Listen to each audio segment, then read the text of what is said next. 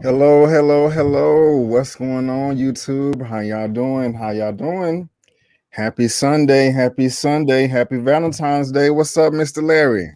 Oh man, just full belly. Just had a Five Guys burger. Oh yeah, that's what's up. With the extra fixings, I'm doing pretty good, man. I'm doing pretty good. We on lock and just what's up, Domitian Scott? What's going on? What's going on? I'm doing pretty good, man. We kind of on lockdown here in Texas. We got the snow and the ice coming through. You guys don't know how to deal with that. No, we don't. We don't know how to deal with it at all, man. When it snows in Dallas, when it snows in Texas, everybody loses their mind, you know. And it's crazy. It's some, you know, and you may think I'm exaggerating, but some adults, not children, adults, really do get scared of the snow. You know, because they're just not used to it. Like they're pretty anxious just about going outside, checking the mail, or you know, taking the trash out. You know, it's funny. You know. Yeah, you just have to get into it. It's fun. The snow can be fun. It is cold, but yeah. I just didn't have enough energy in me today to go out and make a snowman or something like that. But you know, maybe I don't know. Maybe it'll be like that tomorrow.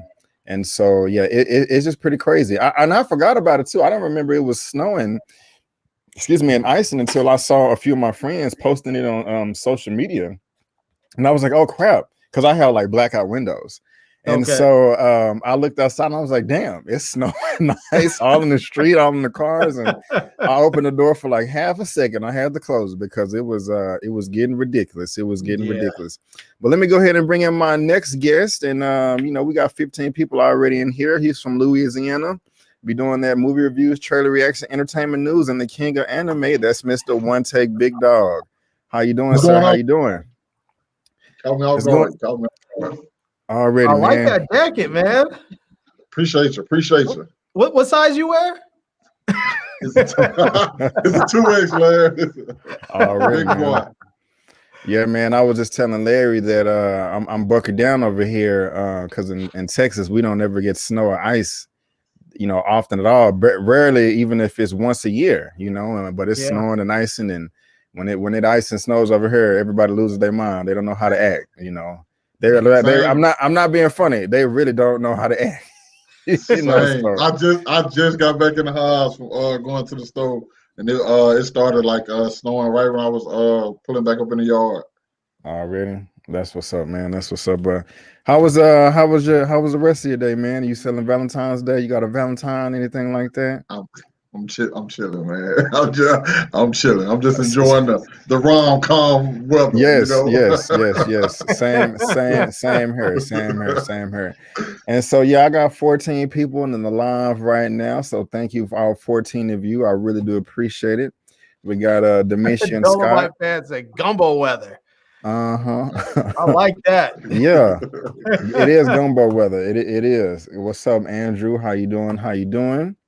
And thank you, man. I appreciate y'all being here. I really do. Thank you so much. And this is going to be an exciting talk because we have some exciting topics. And if you're watching right now, guys, I am coming to you live this Sunday, February the 14th, 2021. This is Valentine's Day. So I hope you're having a happy Valentine's Day. I hope you're being safe. Coming at you live on YouTube at Just My Opinion Reviews. Also right now on Twitch at Just My Opinion Reviews. Also on Facebook, facebook.com/Just My Opinion. What? All of those. Yeah. I'm trying, man. I'm trying. Everywhere. All of those platforms right there.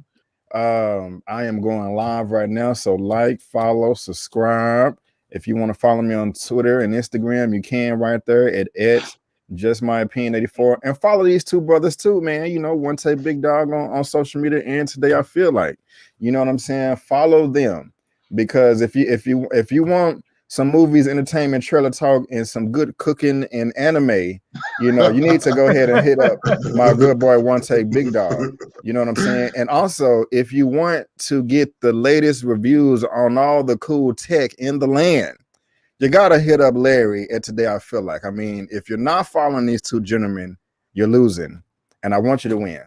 So the only way you can win is if you follow them. There's also a link down to their channels in the description box. And also on my channel tab, you can just head over there, and it's going to be there. You know, it's there. Today I Feel Like, and One Take Big Dog. So look at that, man. The last time I was on there, it said 34K.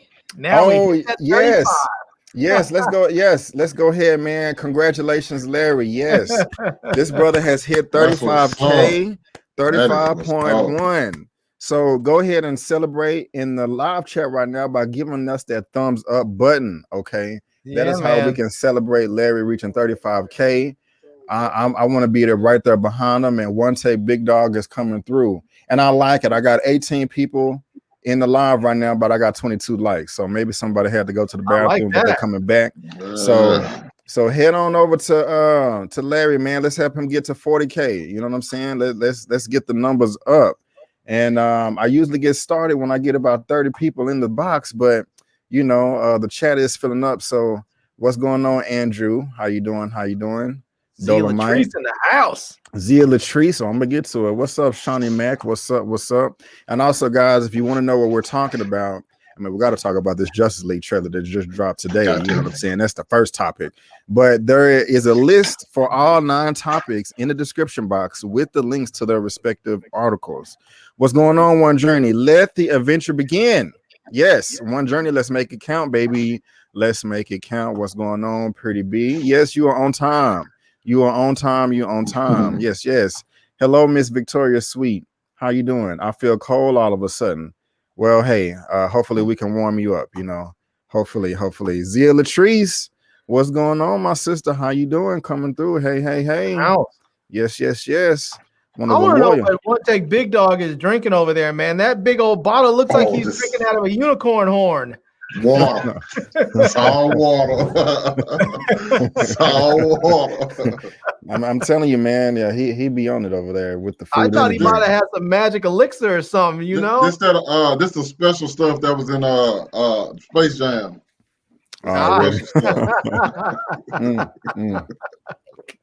But anyway, so we got 27 people. We just need 3 more, man, and we can go ahead and get this party started. You know what I'm saying? But I can't wait to talk about who in the chat has seen this trailer. We might as well go ahead and get started right now. I haven't seen it yet. I've been waiting because I figured you were going to see it. You were going to show it, so I wanted to get like a full reaction on it. Okay. Well, let's go. And just real quick, let me just go ahead and do a little shameless. We got 26 people. Let me do my shameless plug real quick, and then maybe we'll be at 30. We can go ahead and get started. So, before you do your shameless plug, let me just say, hit that super chat, y'all. Oh, let's do the super chat early. We usually do it, you know, he gets a little later, but let's just go ahead and see if we can get a super chat cracking early. You know, it doesn't have to be big. It could be something small, like 100, 200, 100, 200 pennies even. That's, you know, $2. That'll work. That'll work right there. You know, I appreciate it. I appreciate it. Where the money reside. Yes. B said yes, they are. What'd you say? Pretty B, yes, they just we just started. So just a little shameless plug real quick. So who has seen Judas and the Black Messiah? Who has seen that in the chat? Real quick. Anybody seen it in the chat? I haven't watched it yet either, man. I wanted to watch it, but I knew if I watched that movie without my wife, I would be in some trouble. So I was like, I'm gonna have to wait and watch it probably tonight or maybe tomorrow. Hey man, I'm gonna watch it after I get off this, you know, after the show. Already, man, that's what's up. So, and you know, these gentlemen may put up a video for it. You know, One Journey said you saw it, okay. You Zia Latrice seen it, Dimension, that's okay. It's gonna be there for a while, but I did do a review on my channel, you know, and you can go check it out.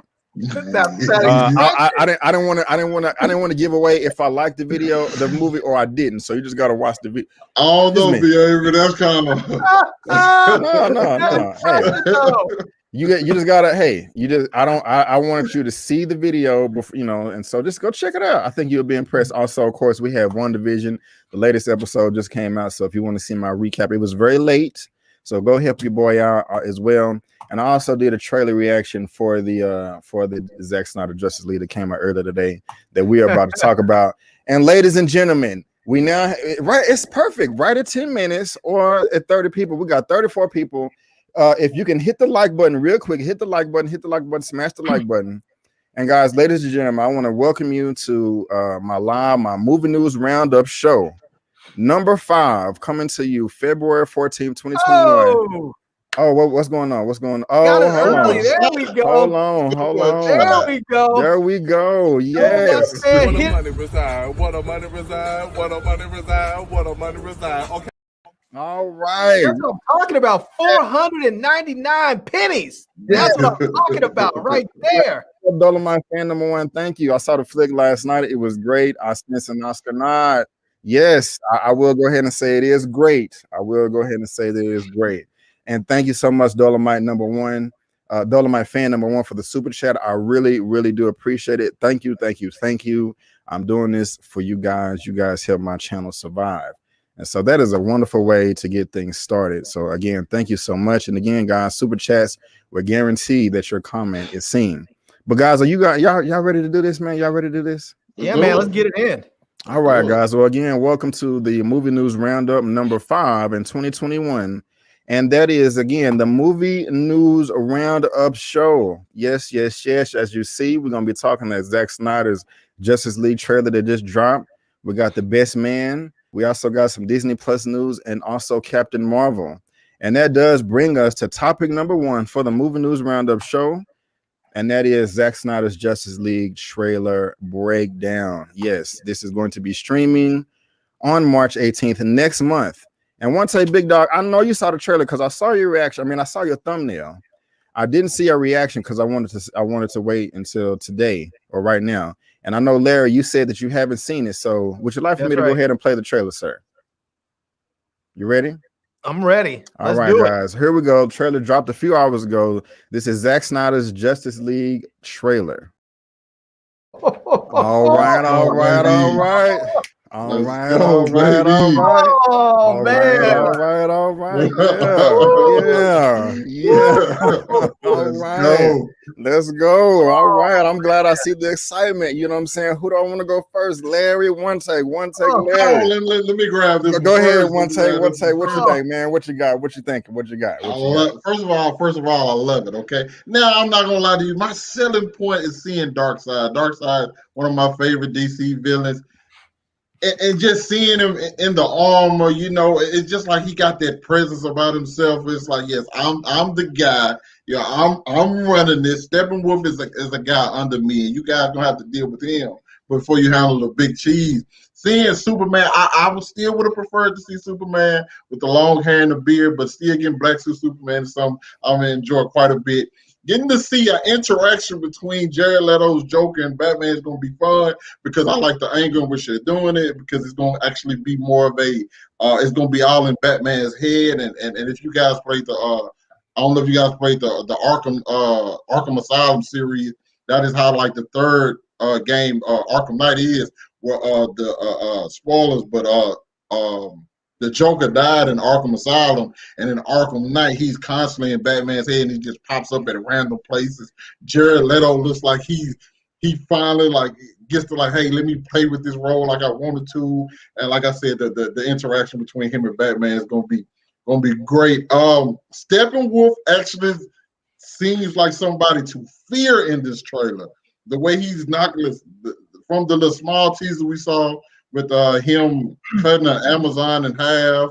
And it seems like in this, he completely takes that shrine or tomb or whatever completely down. He looks unstoppable, much more of a force than he did in the other Justice League that we saw.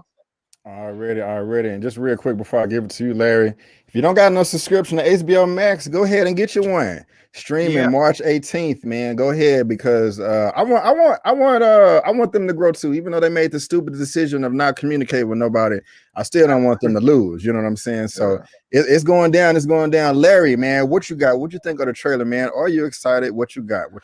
Ooh, that, you know what? That is how that movie should have been made in the first place. Yes. You know, I mean, it's funny. With all the stuff that's going on with Josh Whedon now, it is sort of poetic justice that everybody is just full geeking out over this. Yes. I mean, basically like just telling Josh Whedon, just take your little movie and go somewhere else with it. You know, just give all the footage to Zach, let him do it right. And it looks like it is going to be absolutely incredible. I mean, don't get me wrong. I'm glad the movie theaters are shut right now, but I kind of wish that this movie could be seen on a big old IMAX. I mean, man. Because I'm happy I'm gonna see it at home. I have my nice big screen. I'm gonna enjoy it. But man, I kind of wish it was on that big IMAX. And I wish, it'd be funny is if they re-released it, if they had re-released it into the theaters and it made more money. That would be crazy. That would be nice. That would be nice. It looks dope, and I'm really curious. I mean, we saw somehow they're going to do Superman and all. We saw a little bit more of the villains, but I'm really curious to see how they're going to play Wonder Woman in this. So, good. That's what's up, man. I'm really glad to hear all of y'all say that, and y'all are very excited about it. I am too. I just don't understand. Like, this has to be good. We're literally getting double the movie, because Howard had that 2-hour mandate on the first one, and I think it came in at like an hour and 59 minutes. This is 4 hours, so like this has just never happened before. Where you get double the movie, you get to enhance all the things that we like. Because I mean, I when I saw the first Justice League in trailers, I walked out satisfied. Was it the best movie? No, but I was still entertained. You know what I'm saying? There was more things that I liked that I didn't like, but could it have been better? Yes. And so I just don't see how this can be worse. I just find that to be impossible. The thing they're talking about is rated R. Steppenwolf looks just like a badass. You know what I'm saying? Yeah. And what's crazy is like just look at the difference between on the right. That's how he looked in the first. Oh my god! And then look at him on the left. That is a huge difference. You know what I'm saying? I mean, like a force to be reckoned with. I mean, it's a completely different tone. You know what I'm saying? I mean, you can tell the similarities in the face, but just that detail in the armor. Like on the right, he seems like a simp. On the left, he looks like a boss. You know what I'm saying? He perfect way to put it. He looked like a boss. And what is even doper than that? And I hope I downloaded the picture. So we got Darkseid in here, right? Looking nice. Look at that right there. Steppenwolf is bowing down to Darkseid, looking scared. Like, man, I cannot F this up again, or this dude gonna kill me. Now I don't know what type of device this is in the middle. I don't know. They take technology from Apocalypse or whatever. But I'm just saying, like, he just looks like such a badass right here to the left, Steppenwolf, and then to see him bowing down to Darkseid in such fear, I'm here for it, man. I'm here for it. We also got Iris West, doing her thing, because that wasn't in the first film or the first iteration at all. And apparently Ray Fisher is gonna get a lot more screen time.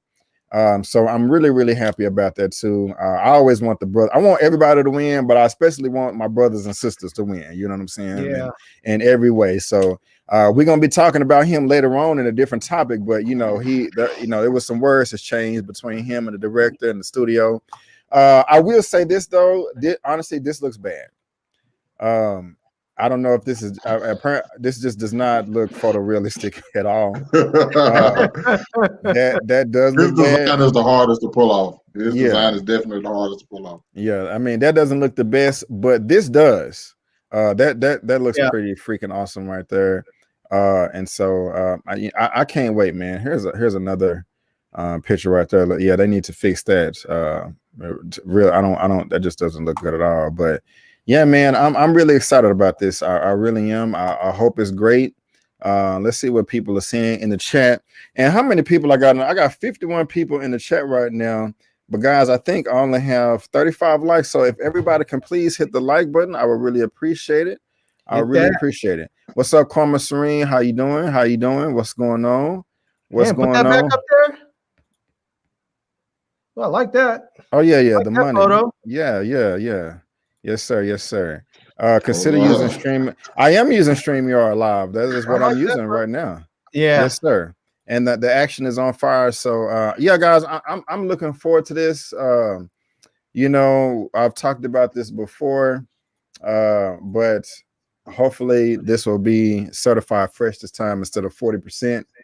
And you know, the audience, they gave it a B+ as cinema score, and again, it did not make any more. It didn't make that much money, unfortunately, you know, but it is what it is, and hopefully this is going to be much better. Y'all have anything else y'all want to say about the Snyder Cut? Yeah, I got just a little bit. My only thing is that I know we even though we getting a lot more movie, I don't want it to just be filled with flashbacks and like backstory, because I know that the battle on Earth, the first one with I guess it's going to be a young Darkseid instead of a Steppenwolf this time. It gets like the gods, the Amazonians, and the humans or whatever. I want that to be. I'm excited to see that extended, but I don't want just everything to be, you know, stuff that isn't directly involved with what's going on like currently, you know. Yeah. I feel you. I feel like with a 4-hour movie, I don't think it's just going to be extended.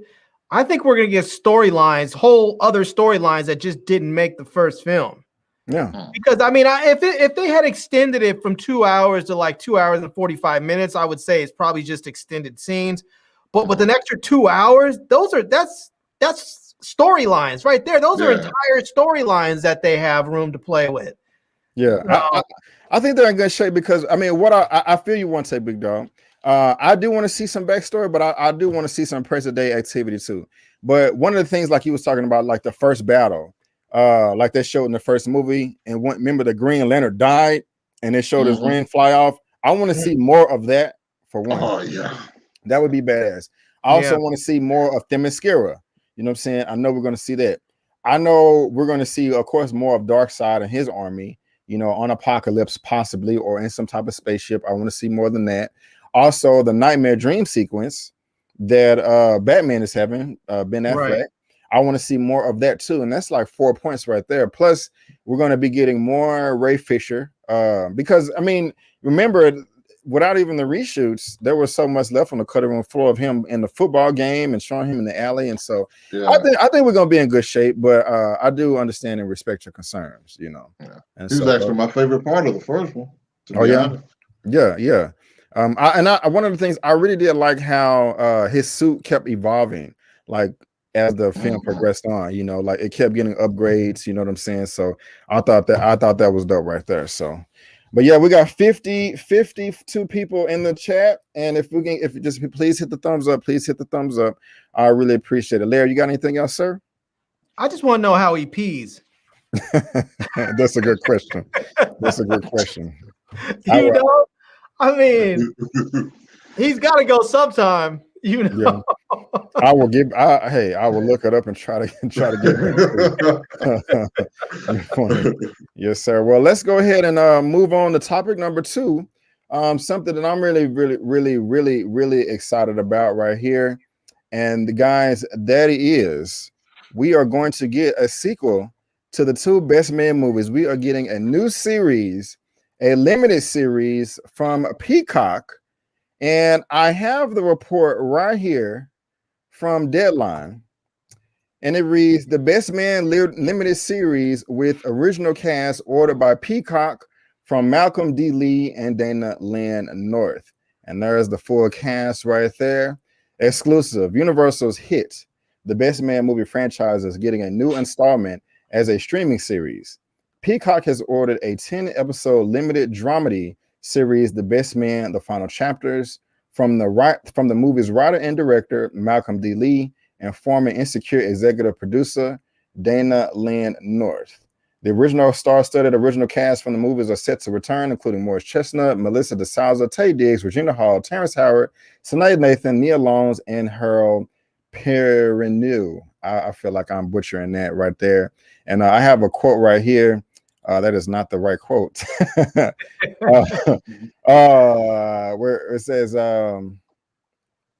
we're excited to where is it at right here? We're excited to reunite this beloved cast for a limited series run of The Best Man for a Peacock, says Susan Rohner, Chairman Entertainment Content, NBC Universal Television and Streaming. With a powerhouse duo like Malcolm and Dana at the helm, fans will fall in love with our favorite group of our friends all over again. And here at the bottom, here we go. The band is back together. I am very excited to bring those iconic characters back to the fans who have supported us through the franchise, said Lee. We are thrilled to deliver everything one would expect from the group of friends in the Best Man's universe and take them through their final chapters. We can't wait. I told you it wouldn't be 14 more years. Larry, I'm going to come to you first, sir. I have you seen the first two films? And what are you thinking about this series right here? You guys are probably gonna hate me for this, but oh no. I'm not really looking forward to this, to be honest with you. I watched the first ones because when those movies were coming out, it wasn't like there was a whole lot of black movies out. So I like to support and watch. I just didn't really enjoy them that much. They felt too over the top, where it was sort of like everybody's beautiful and everybody's got these great jobs and everybody was just, it just didn't feel real. Like, don't get me wrong. I mean, most of my friends, I was living in California at the time, is where I grew up, and most of my friends were living like that. They were all educated and had nice jobs and money, and people were pretty. But I also understood that was not like the norm for most black folks. And it was sort of just, I don't know. I found it sort of annoying. It was a little too much. It was a little too over the top for me. Really? So I kind of look at it as something to aspire to, I guess, because this was a 99, and I understand. Do you think it's maybe because there's an age gap between? Because I loved it. The first one I loved. The second one I liked. It wasn't as good as the first one. But this came out in 99, and I was like 14, 15 years old at that time. So I wasn't even in college. So I don't know. OneTakeBigDog, have you seen the first two films, and are you excited about this series? What you think? Well, I was 6, so I know. I was 6 at the time. You're just making me feel all kinds of old. I remember, but slightly. But I got to disagree with Larry.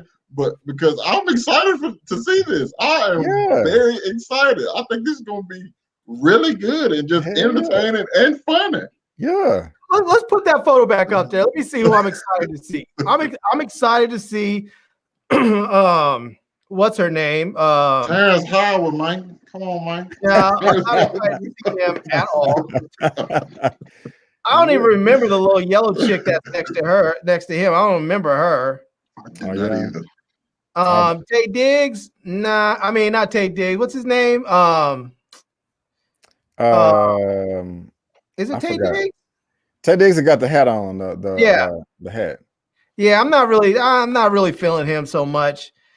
I had a bad experience with him. I saw him at the zoo here in DC, and he was kind of a jerk to some kids. And I was just so it had a bad taste in my mouth. I was like, man, I can understand if people are if grown folks are jocking you, but you gotta be nice to the kids. So I got you. What about this cat right here? Yeah, I'm looking forward to seeing him. I forgot. I can never remember his name. Me neither. But I like him. He was also in what movie was he in that I used to watch all the time? There was a series that he was on. Well, let me scroll down. Let me know if you see it. Oh, he got 97 credits. Damn, he got a lot. Yeah, down. About what year did it come out? I don't remember now. 5 years ago. I've seen him in a bunch of stuff, but oh yeah. Yeah, I really like him. I'm looking forward to seeing. I'm looking forward to seeing him. I'm looking forward to seeing what's her name. What's the one in the green dress? That is Sanaa Lathan. Sanaa Lathan. Yeah, her. Yeah. And Regina King, I'm looking forward to seeing. Regina Hall. Oh yeah, Regina Hall, sorry. Right here. Yeah, she's Hall, gorgeous. Yeah, that was from the first one right there. She's quite lovely. This is the director. I have a lot of respect for him, just with some of the films that he's been a part of. This is Malcolm D. Lee. He has done films like he did The Best Man Wedding. He's doing Space Jam. He did Night School, which I really did like, with Tiffany Haddish. Yeah, that was pretty good. But he did Girls Trip with Tiffany Haddish, and I did not like that film.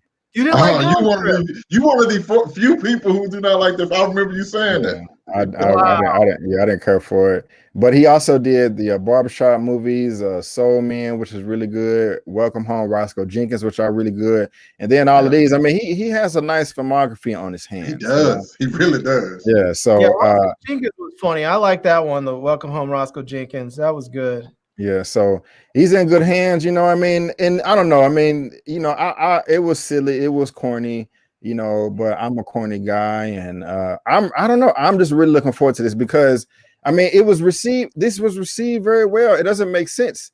Like the first one, it had a 72% on Rotten Tomatoes, and it was an 86% by the audience, and then it made money. The budget was only $9 million.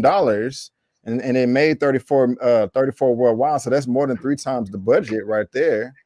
And then the second one, The Best Man Holiday, 70%, 83, everybody loved it, and this one made money too. You know, $17 million and 72 worldwide. And so what's great is somewhere in here they was talking about. I mean, everybody's going to be coming back except for Maya's character. Because you know she passed away in the second one. Spoiler alert, sorry, but they said that everybody's coming back with seven-figure salaries. Yeah. Okay? So that was so if you want to read this article, it is down in the description box over at Deadline. But I'm really looking forward to this, and I think this is a good move. Only thing that I don't see myself getting Peacock. Now, is this going to be part of Peacock's premium tier, or is it just going to be part of their regular? Because you know they have the 2 tiers, whereas one is free and then one is premium. I'm sure this is going to be premium. I take giving this away for free. Yeah, I can't see myself. Signing up to their premium service to watch this. Yeah, my free trial ran out already, so I never even tried. Let me see if I can find Peacock. Yeah, I never even tried to sign up for this. 2021 Peacock pilots. You know, I don't know if this is gonna be premium or not, but you know, I'm just on Peacock. The Best Man final chapters joined a number of revivals. Yeah, so I don't know. I mean, it looks good. We'll see if I oh, sorry. He was in my bad. Huh? Dude, I was thinking he was in the Matrix Reloaded. Yes. You're right. He played Link. Right. You are absolutely correct. You are absolutely correct. Y'all got anything else for the Best Man series? No, man. I don't know how they're gonna pay these people 7-figure salaries, and I don't know. I think that might be a flop on Peacock's part, but you know, I mean, they maybe get $1 million or $2 million each. That's no more than $10 million per. That's no more than $10 million per actor. And then it works out for them. I mean, you know, there's gonna be a lot of people out there excited to see it. I'm just not one of them, so that's probably why I'm feeling a certain way. I can tell you right now, if I had to go pick a streaming service to sign up so I can see some sort of content, it's not going to be Peacock. I'll give you that. I will give you that 100%. That's the only thing that's holding me back. But this is what I was trying to say. Like the last one, the budget was $17 million. Okay, and it made this much money. So if it's 8 people, 8-man cast coming back, you know, let's say they get $1 million a piece or 1.5 or something, that's going to be less than $10 million or less than 12 million. So you have another 5 for the, you know, for everybody else in the remaining credits. Yeah, but you still have the rest of the production expenses. And we're talking about a series. I mean, let's think about it. TV series are basically like each episode is sort of like a lower budget movie, because you're talking about anywhere between $2 and $5 million an episode for a good high quality episode. So probably closer to 2 for something like this, because it's more of a character driven comedy. But you're probably talking about $2 million an episode. So if they run 10 episodes, you're talking about $20 million in those production costs right there. Yeah, I don't think they getting paid $1 million a piece though. I don't think they getting paid $1 million a piece. I swear it said that in the article. No, it did. It said they were coming back with seven figure deals. And I mean, you have to figure that out of all of them, I mean, they're basically all movie stars at this point. You know, right. They've been in the game for a minute. Let me see if I can find that word real quick. They do, yeah.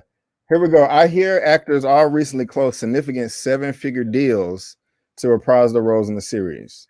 So so I mean, you figure Morris Chestnut, he's on that show The Resident right now that Lamont loves.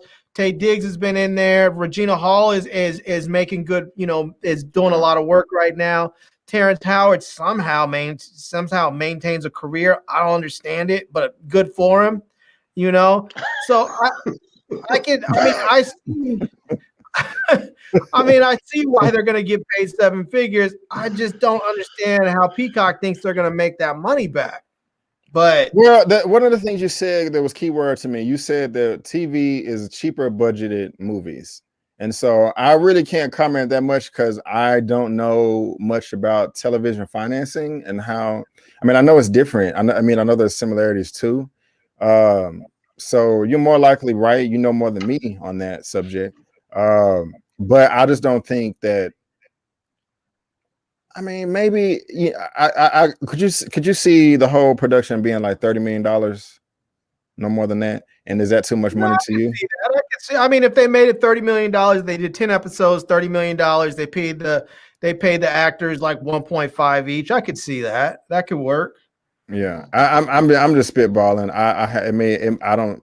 I really don't know how much television shows cost. I know it's on a per episode basis. I mean, it may not be that much on a show like this because you don't have all of the other stuff that goes along with, like it's like the Terminator when that show was out. I mean, right. Each episode was like, I forgot, was like $5 or $7 million or something like that, because you had all the special effects and, you had all the, you had all the location stuff. It was just an expensive show to make. This is it should not be that expensive to make. You're going to have a number of limited locations. I'm sure they're going to be shooting indoors a lot and locked off locations, partly because of COVID.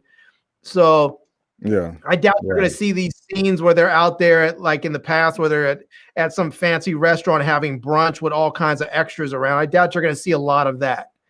And to be honest with you, while I'm talking this and that, I'm probably will get a subscription just because I want to support this brother and this whole cast. I mean, this is all black across the board, and I wouldn't feel right if it got canceled or something. It was good because I don't know. We'll see. But it's a limited series, so that kind of seems like they only planning for that one season anyway. You're probably right. You're probably right. I forgot about that. But anything else before we move on next topic? No, man. All right. Well, let's go ahead, guys, and move on to topic number 3. And we all comic book fans out there. And this has to do with Marvel. And looks like bringing us to topic number 3. In Captain Marvel 2, we are getting our new villain by the name of Zsaw Austin. And I don't know if I pronounced that correctly, but I have the report right here from Deadline.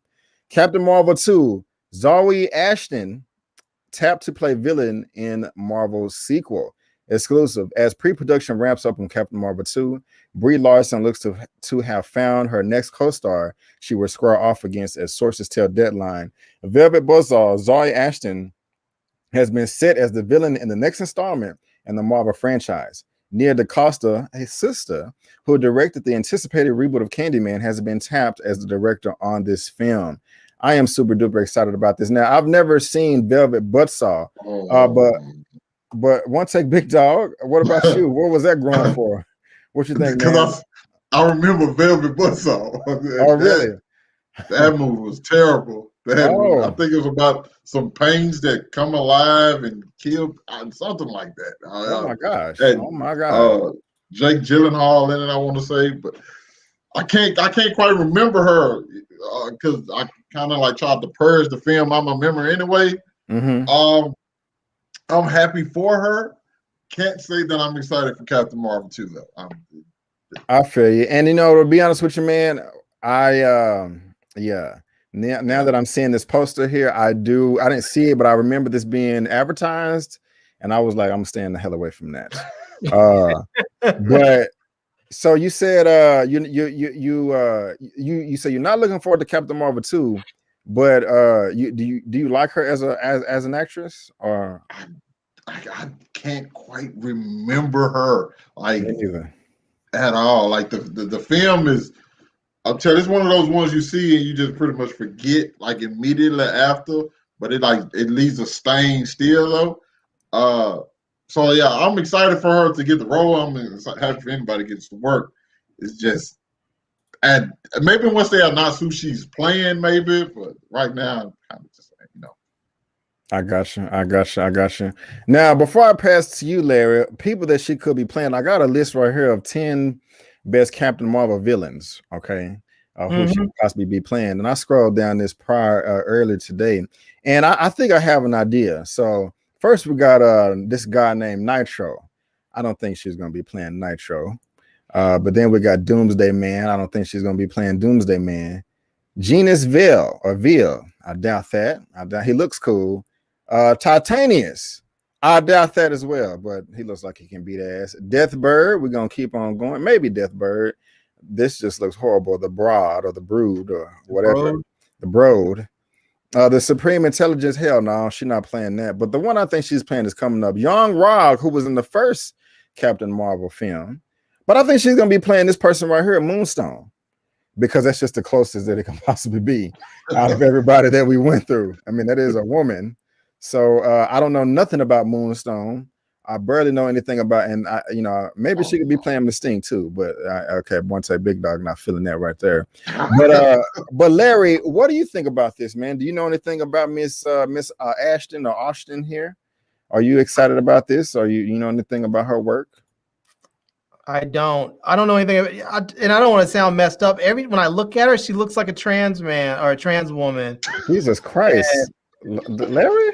She does. That did not cross my mind at all, man. Neck and whatnot. But that's what when I first saw that, I was wondering, is she trans? Well, even if she was, why does it matter? It's a curiosity point, I guess. Okay. Okay. I mean, it doesn't matter. It's not. I mean, if she is or if she isn't, it's just a curiosity point. That's what I saw and I thought. But okay. I thought she looked kind of cute. But trans people can be cute. Doesn't mean I want to get with one, but it doesn't mean they can't be attractive. So. Okay. I mean, the woman that was in The Shy this last season, she was a trans woman. She was an attractive woman. She's just, I would never get with her, Okay. But anyways, moving on from that, here's my thing, and I know this is going to sound terrible and sexist, but the reality of it is, I think if you have a female superhero, I feel like you need a male villain.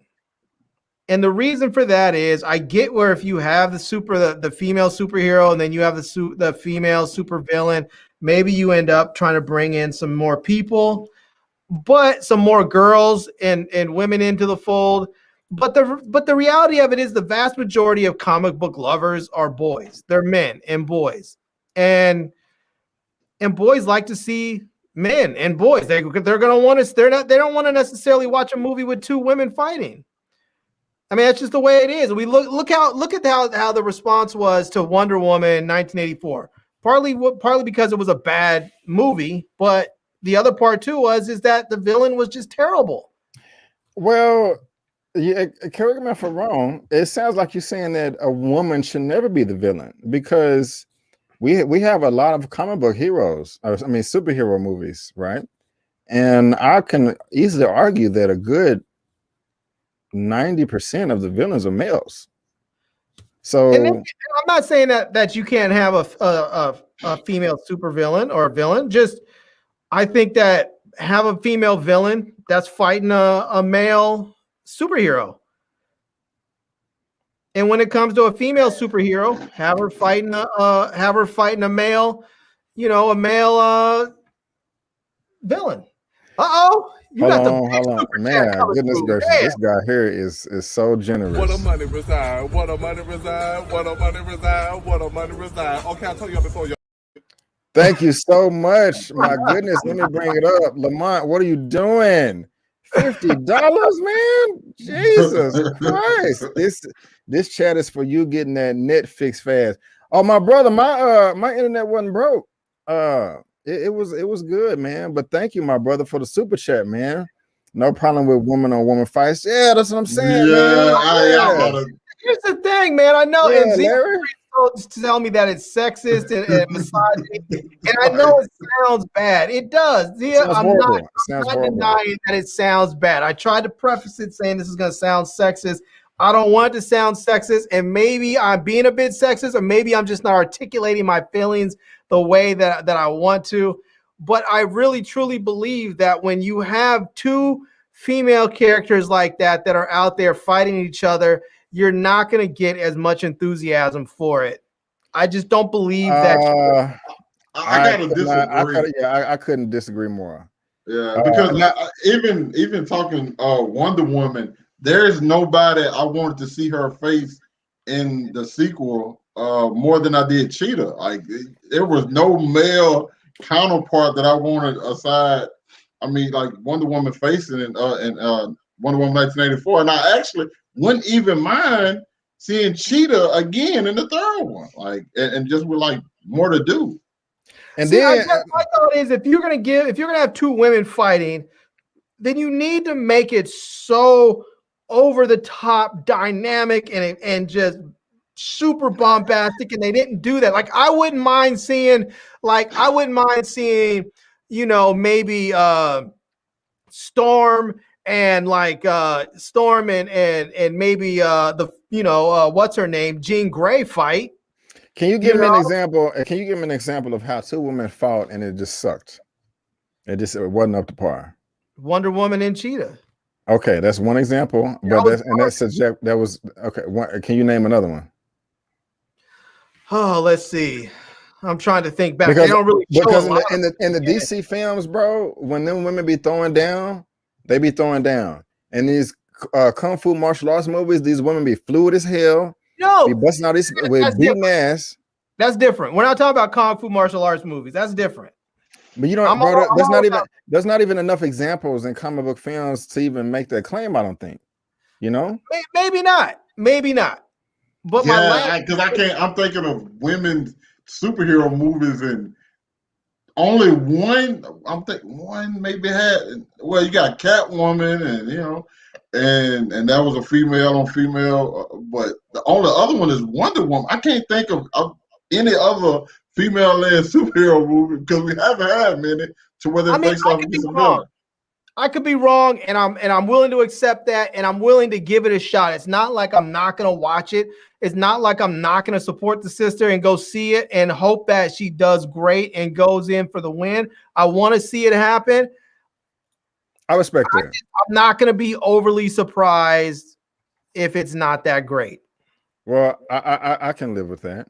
I can live with that. But I want to see it happen, and and I was not trying to diss the actress or anything by suggesting she wasn't attractive. I agreed. I think she's attractive. She just looks like she, might be trans. That's all. Already, man. Okay. And that doesn't mean that you can't. That doesn't mean that because you're trans, you're automatically ugly. I'm not saying that either. I'm just saying that's what she looked like the possibility of it. Well, that's all good, man. As long as you're able to go in with an open mind and give it a chance, I can always respect that. Cool. That's what's up. That's what's up. Somebody talk about Fast and Furious when Ronda Rousey and Michelle Rodriguez fought was awesome. That wasn't a comic book thing though, and it wasn't the main. Those were not the main characters. Those were two people that were just on sort of a It was a subplot.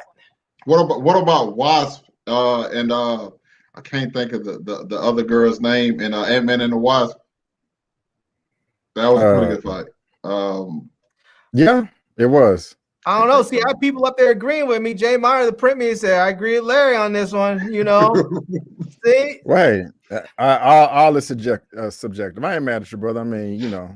I mean, if we want to go through and talk about movies where there have been women who have fought, then yes, there are some great. As an example that I would give, where I think a movie where you had women fighting, 2 women fighting, that was fantastic, was Crouching Tiger, Hidden Dragon. Incredible movie.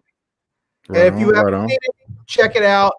They had women doing martial arts that whole thing, and they were badass. And they were, awesome. Yeah, they were badass, and it was awesome. It really was. Check out the movie. The sequel wasn't that great, or it wasn't as good, but check it out, guys. Check it out. He's right there. Dude, it wasn't even close because the dude was basically schooling her while she was fighting her hardest. He was giving her an education. Right on. But let's go ahead and move on to topic number 4, guys. And Larry, I know this is a hot topic for you. Uh-oh. And topic number 4, you know, Disney is committed to releasing Black Widow in theaters only, per the CEO of Disney, Mr. Bob Chapek. I have the report right here from the Hollywood Reporter. Disney remains committed to theatrical release for Black Widow. However, CEO Bob Chapek told investors on Thursday the company will be watching very carefully to see whether the strategy needs to be revisited. And just to kind of blow that up a little bit more at the bottom, we are still intending for it to be a theatrical release, Disney CEO Bob Chapek said Thursday during an investor call. We're going to be watching very carefully to see whether the strategy needs to be revisited. Larry, what do you think about this news, man? I mean, we're in this pandemic, as we all know. We're under new administration, new management, and the vaccines they're coming out, and some people are getting them. Do you think that May 7th is too early? You think Bob Chapek is tripping? You think he needs to push it back? What you thinking about this? I think they should just go ahead and find a new business model that's not reliant upon theaters. Figure it out. You have all these people up there with their Wharton business degrees and Harvard Biz School and everybody else. Figure it out. Figure out a new business model that will allow you to bypass the theaters and still make your billions of dollars. There is a way to do it. Money is money. It gets spent. Just figure out a way to take it out of people's pockets from instead of going to the theaters, have them take it out so that they can watch it at home. I mean, the reality of it is that they're trying to get these vaccines out. They're not out yet. They said that there's only been, I don't know, it's short of 10% of the population has been vaccinated. You know, you still have like 35% of the population saying they don't want to get vaccinated, which means if you truly have that percentage of people that don't get vaccinated, we're not going to have herd immunity, which means we're going to be living with COVID for God knows how long. And so the theaters don't need to be open. They need to be closed, and people need not sit in enclosed rooms close to other people that they don't know with no mask on, laughing and screaming and hooting and hollering and spraying freaking virus everywhere. No, you don't need it. It's upsetting. I think they should just go ahead and release it, and don't do one of those stupid Mulan releases where you charge people $29 to watch the movie that's on your platform. Just let it go to your platform. Well, because of that, Disney is experimenting with releasing films on Disney Plus under Premier Access tier for an additional $29.99. It's going to be a flop. With projects such as Mulan and the upcoming Raya and the Last Dragon, which will debut under the Premier Access on March the 6th, day and date with theatrical release. Soul, meanwhile, was sent to Disney Plus on Christmas at no additional cost and helped them drive. And I'm not going to read that anymore because it's another topic we're going to come up to. But Larry, my objection to that is, bro, is like, they have to, if they're going to do a theatrical, just put it on streaming primarily, they have to do it at a premiere price. So they're not going to make any money. It's going to be a huge loss. Don't do it at $29. That's ridiculous, man. That is, and I'll tell you, to be honest with you, I think one of the biggest problems that they're having right now is this idea of trying to get people to pay these $29 $19.99, whatever it is that they're trying to get people to pay. Say it with your chest.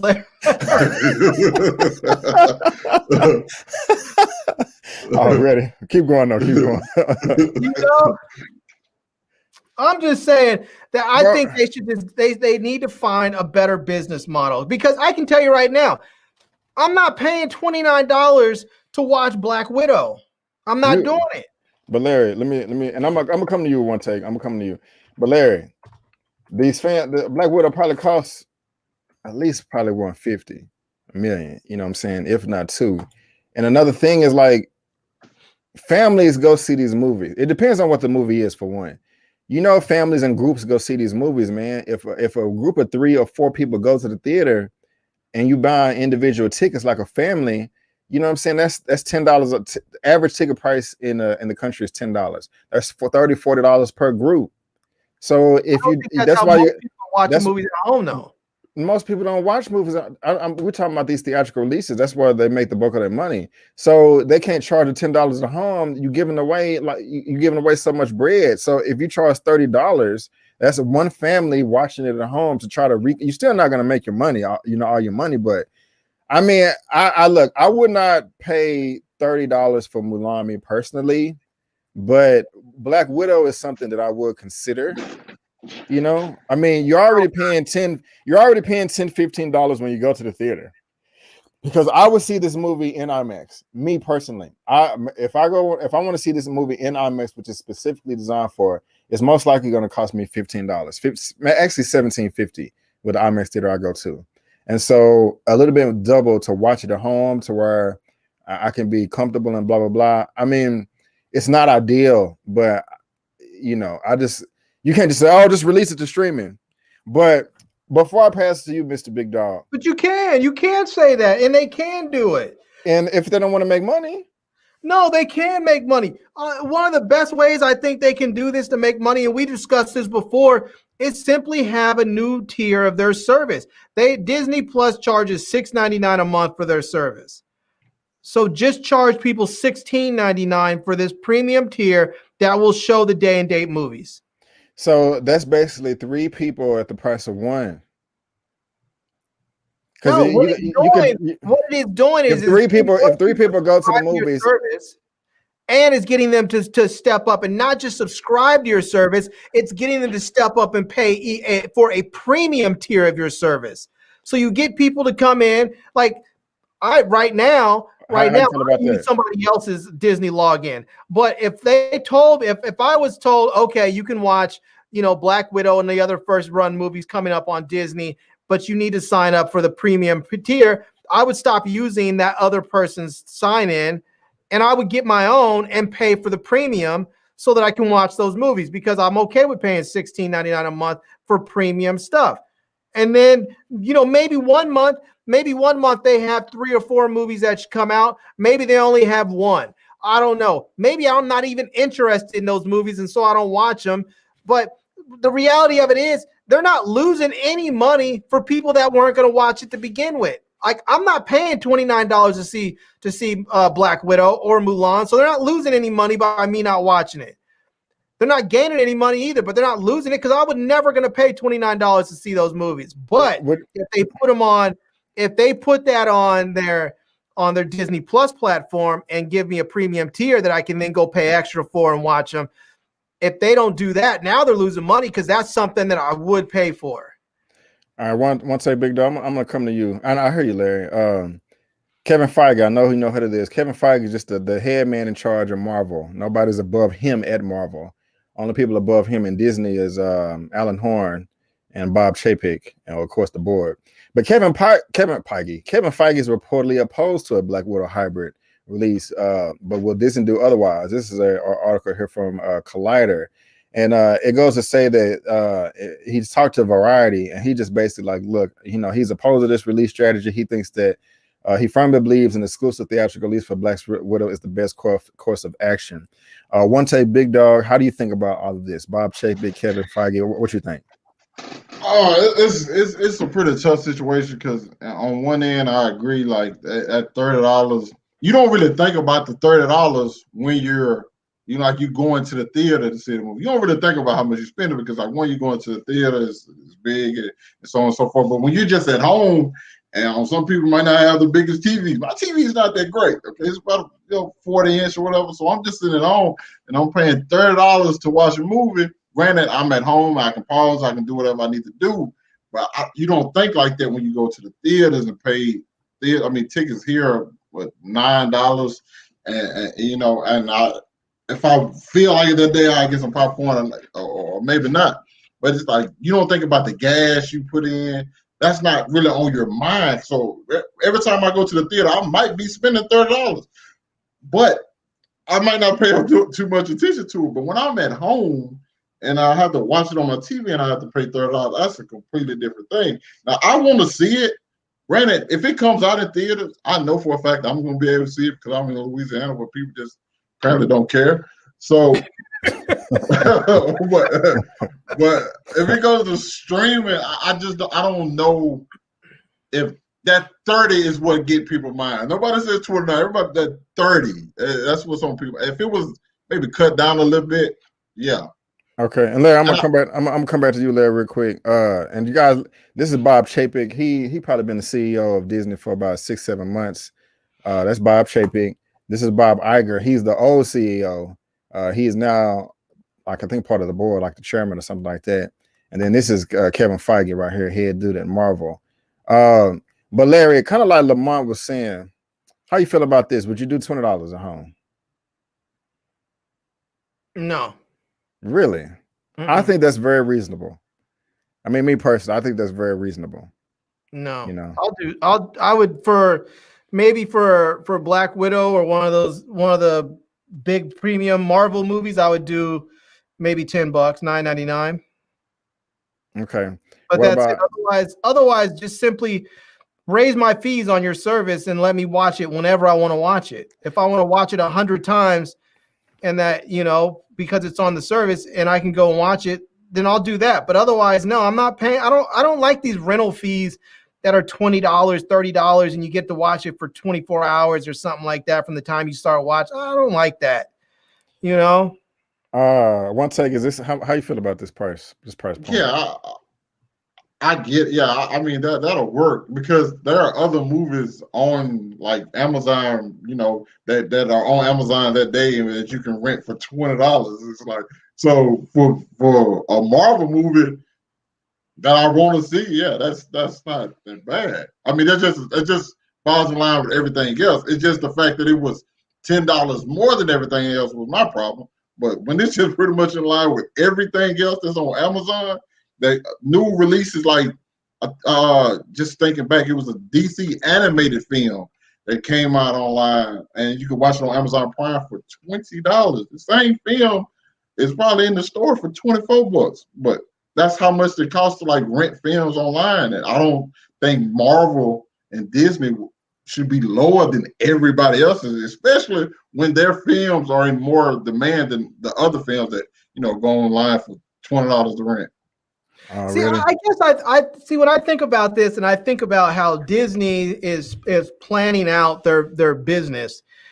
They are planning so much of their business right now is staked on streaming. They know that their parks are closed at least for the rest of this year. Most, you know, I mean, they're just, I mean, even if the vaccines start to roll out, we know people aren't going to be getting vaccinated probably en masse until the summertime.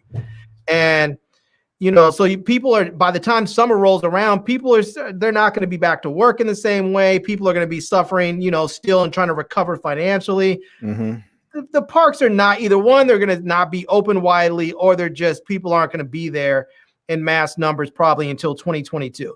And so much of their business model moving forward anyways is based on streaming. So if that's the case, drive people to your platform. They just talked about how, and on this, you know, on Christmas Day, they released Soul, and that's the next topic. Let's go ahead and move on because we getting there.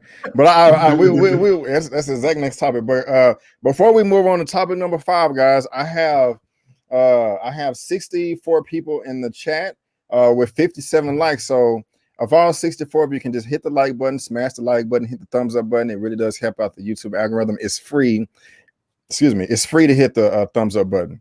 It's not free to hit the super chat button, but it's appreciated also. Yes, it is. Thank you, Larry, and thank you, everybody, and thank you. I appreciate giving you this content. So go ahead and hit that that thumbs up button, please.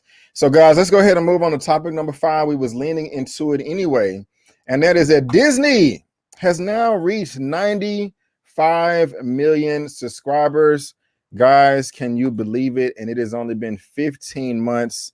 I have the report right here from, what website is this? The Hollywood Reporter. The Mandalorian and The Soul puts Disney Plus subscribers to 95 million. The 15-month-old streaming service added 8.1 million members during the month of December alone. A new season of The Mandalorian and Pixar Soul helped propel Disney Plus to 94.9 million subscribers during the final 3 months of the year. That means that the 15-month-old streaming service added 8.1 million members during the month of December alone. Disney last disclosed that as of December 7th, Disney Plus has attracted 86.8 million, and now they're at 95.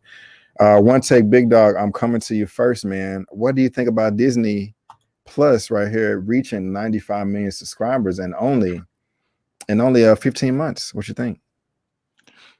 It's not really, to be honest, not really surprising me, just because of the price point, and Disney has played a part, and I think just about everybody's life. So I think it's one of those streaming services where you're going to use, especially for people who like have families and kids. It's like you never get tired of the stuff. You watch the same stuff over and over. I know when I first got Disney Plus, I went back and watched all the shows, all the Disney Channel original shows that I watched growing up. So it's just something that sticks with you, and especially, like I said, for people with families, like it's something that everybody just wants to have.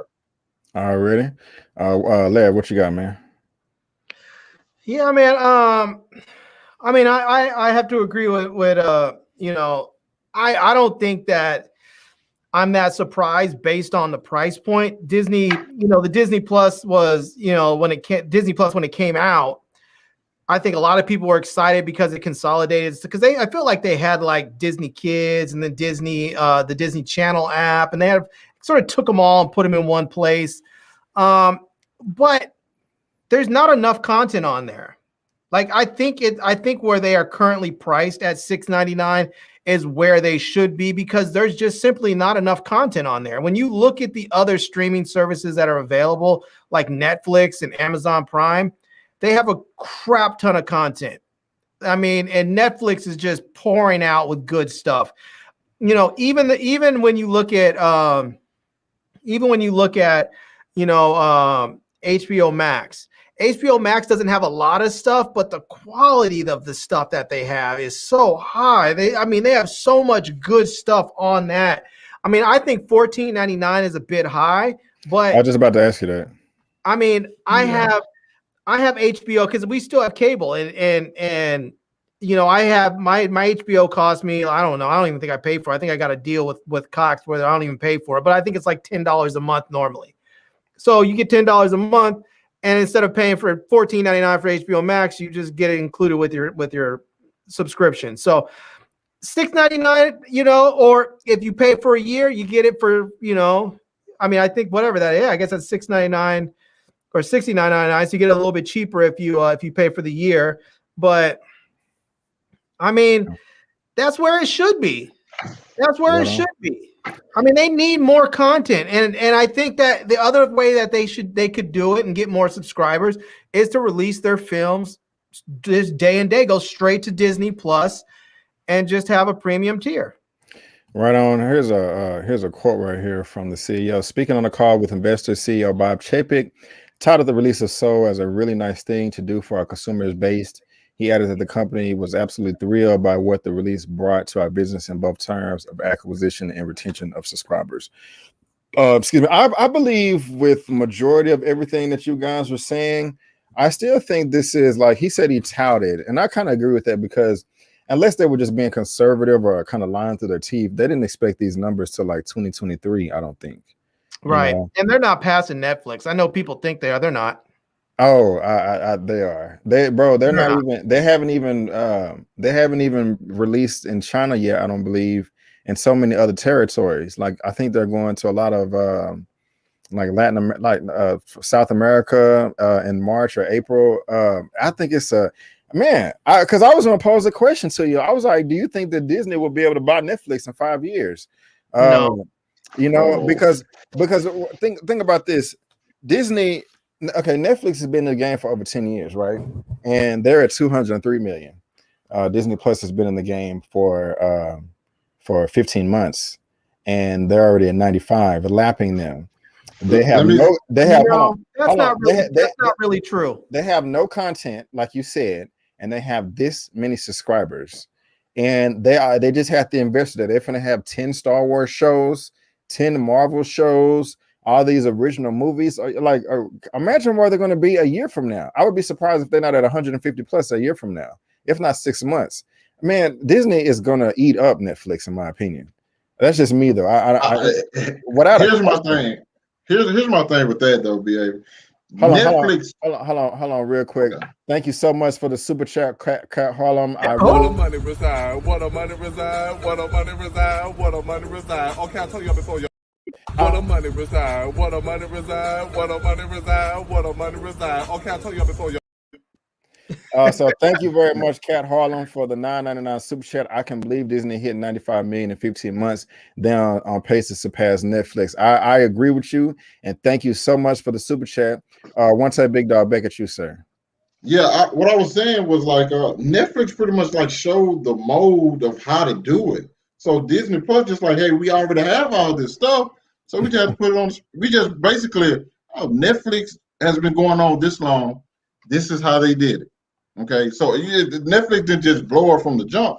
It was apparent that Disney was, because they already had the content, enough content to start a streaming service. That's why it's so quick.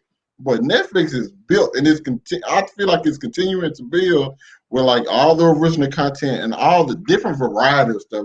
Like, that really goes like, under people's, with old people's head, like all the like content that Netflix supplied.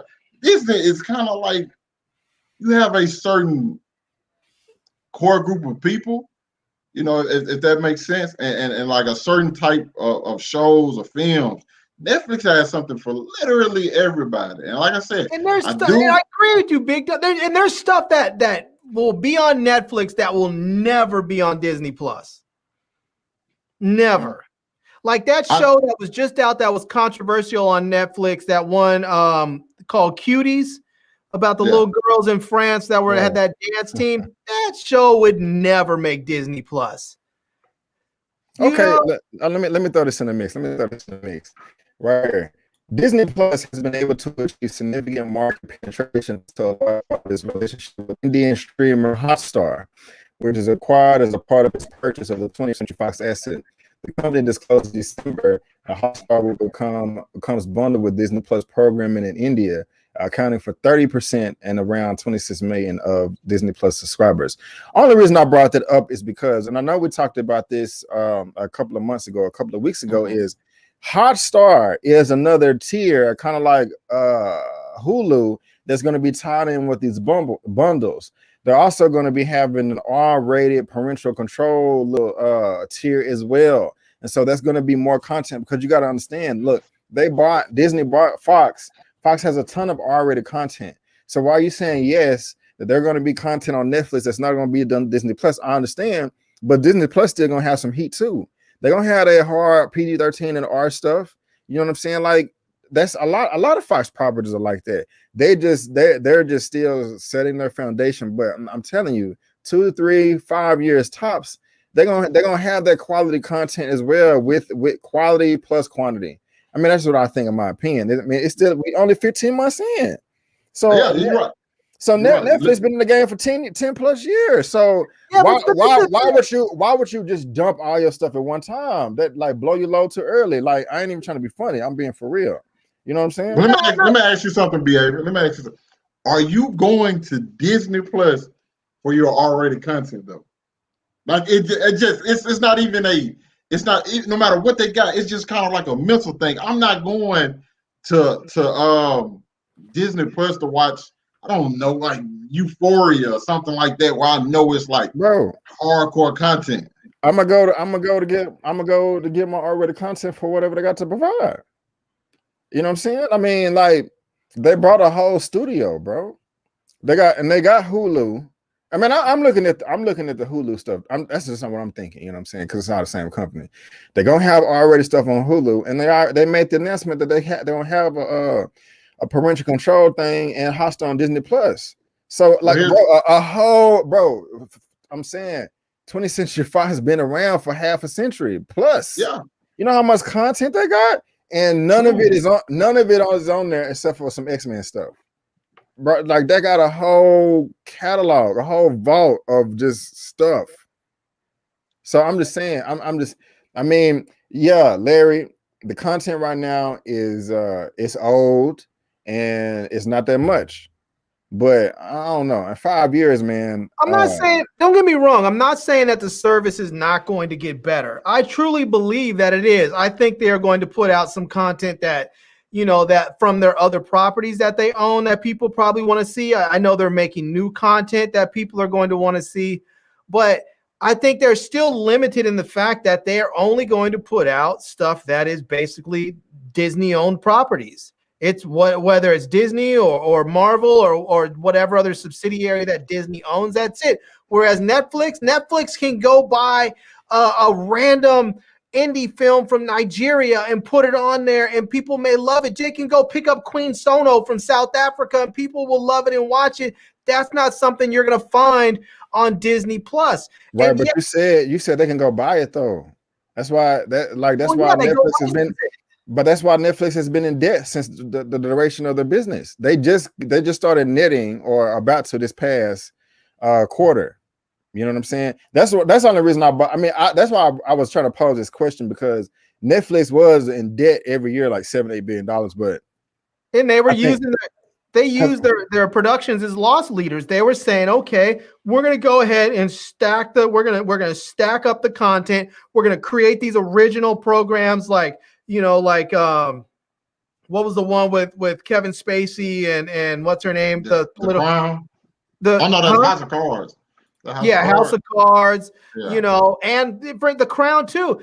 They decide they're going to do stuff like that, you know, and make these really high quality, big budget productions that brings people in and keeps people in.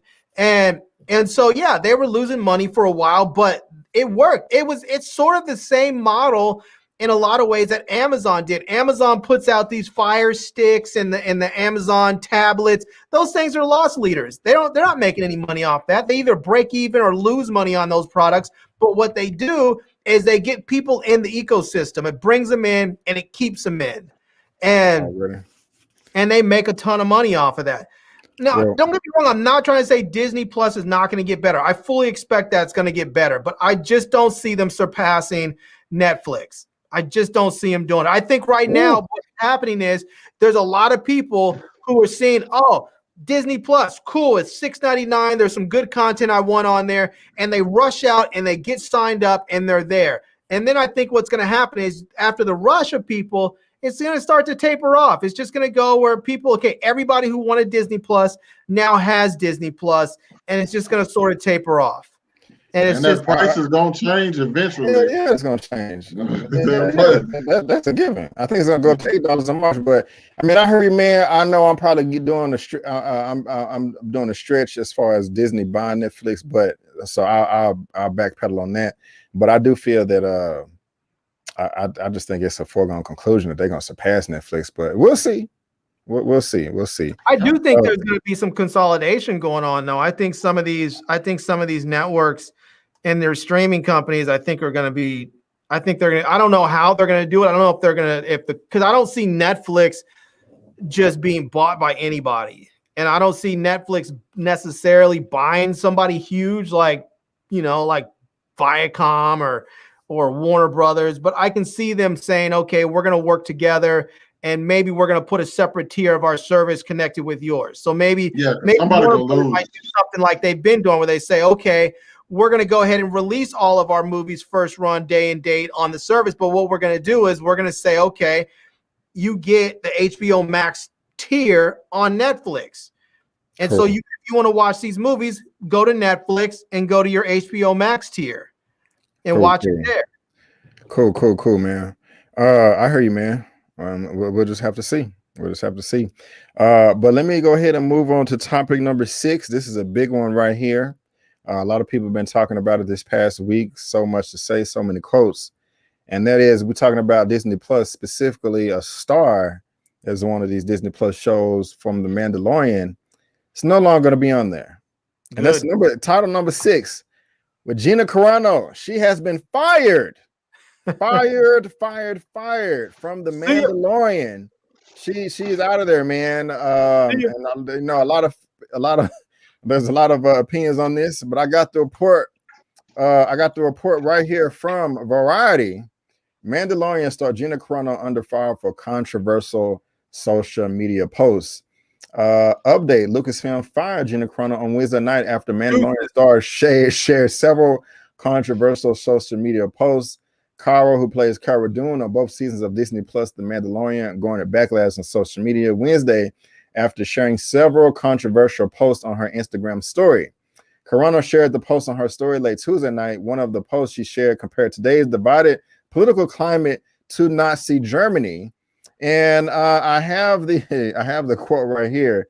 Jews were beaten in the streets, not by Nazi soldiers, but by their neighbors, even by children. Because history is edited, most people today don't realize that to get to the point where Nazi soldiers could easily round up thousands of Jews, the government first made their own neighbors hate them simply for being Jews. How is that even different from hating someone from their political views? The post, which was originally made on different Instagram account, read. The last part was crazy as hell. But I forgot who I went to first last time, so if I got it mixed up, I'm sorry. But Larry, I'm gonna go to you first.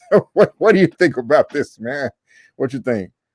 I'm glad she got fired. I mean, here's the thing, right? Here's the thing. When you are in a position where you are making a crap ton of money on a very successful franchise, shut up. You could go have a dinner if you need to talk about all your political views, host a dinner party. You know, don't get on Twitter and say things making comparisons to Nazi Germany. First of all, you're in Hollywood. Hollywood is filled with Jewish people. And if you want to start making Nazi Germany and Jewish comparisons, nothing good is going to come of that. Even if you say something that might actually be true and accurate, the likelihood that somebody takes it out of context and it becomes misconstrued is likely and is not going to turn out in your favor. So just don't go there. The reality of it is that she's up there. She's been spewing all kinds of nonsense, talking about anti-mask stuff and anti-vaxxer stuff, and she was retweeting stuff about Stop the Steal. She's one of those Trumponian idiots. And when you're up there, when you're up there and you're promoting all kinds of ridiculousness, and you're employed by a so-called family-friendly network, you can't afford to say that kind of stuff. And then she wants to go on and make some comment about she has some other project in the works and they can't cancel us if we don't let them. I'm gonna get there. This is the thing. It's not cancel culture. It is consequence culture. If you say craziness, there are consequences. You have the freedom to say whatever you want to say, right, but there are consequences for saying it. Right. I can say whatever I want to say, and people can say, you know what? We don't like this dude. He's a lunatic, and we're going to unsubscribe from his channel. There are consequences to your words. It's not cancel culture. It's consequence culture, and she had to suffer the consequences of saying something completely ridiculous. So she wanted to say in another photo on Carano's story, returned a person with several cloths, mask covering their entire face and head. The caption said, "Meanwhile, in California." Both posts were removed from Carano's Instagram story Wednesday afternoon, including a quote saying, "Expecting everyone you encounter to agree with every belief or view you hold is fucking wild." And no one said, and one saying Jeff Epstein didn't kill himself. Here's my thing on this. It's not even what she said. Disney asked her repeatedly to stop for months. This wasn't just like a one-time thing, and they just, was just, shotgun at the knee and just, hey, you're out of here without any warning. They were asking her and asking her and asking her, okay, hey, we know it's freedom of speech. We may feel different, blah, blah, blah. But, we're employing you. You're causing us a bunch of trouble, a bunch of controversy, a bunch of stuff that we don't want to have to deal with. You're entitled to feel the way you want to feel, but please, just chill out or whatever. And she kept agreeing to do so. But she kept going back. Now, before I give it to you, Mr. One Take Big Dog, she was also let go from UTA. UTA has also dropped the actor who will no longer be part of the Star Wars trilogy. Gina Carano, do I have that quote right here? Yeah, Gina Carano is not currently employed by Lucasfilm, and there are no plans for her to be in the future, a Lucasfilm spokesperson said in a statement. Nevertheless, her social media posts denigrating people based on their cultural and religious identities are abhorrent and unacceptable. They have been looking for a reason to fire her for 2 months, and today was the final straw. A source with knowledge of Lucasfilm's thinking tells the Hollywood Reporter. One Take Big Dog, what do you think about all this, sir? She fumbled the bag. That's the whole. She fumbled the bag. You got it. You finna get your own spinoff. Man. Tie them up to the point to whether you're gonna get paid and then say what you got to say. She fumbled the bag. That's all. She fumbled the bag, man. I couldn't have.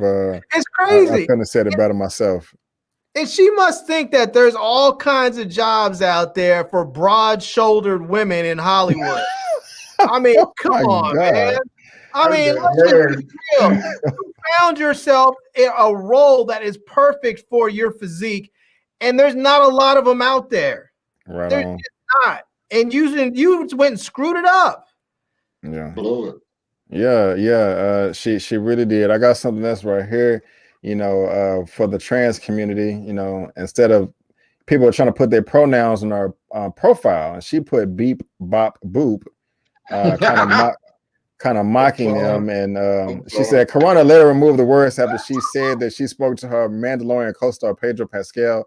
He helped me understand why people were putting them in the bios. I didn't know before, but I do now. I won't be putting them in my bios, but good for you all who chose to do so. I stand against bullying, especially those with vulnerable, and I support freedom to choose, she wrote at the time. Now, what's even crazy is that's so bogus. She's trying to fire back. Gina Carano hits back, announced his new movie project with Ben Shapiro. I can't stand that guy. But Ben Shapiro is Daily Wire. They can't cancel us if we don't let them. So apparently she don't give a damn. Exclusive, less than 24 hours after her explosive ouster from Star Wars series The Mandalorian for incendiary social media posts, Gina Carano has hit back at her detractors and revealed a new movie project she is making with conservative website The Daily Wire. And I have that right here.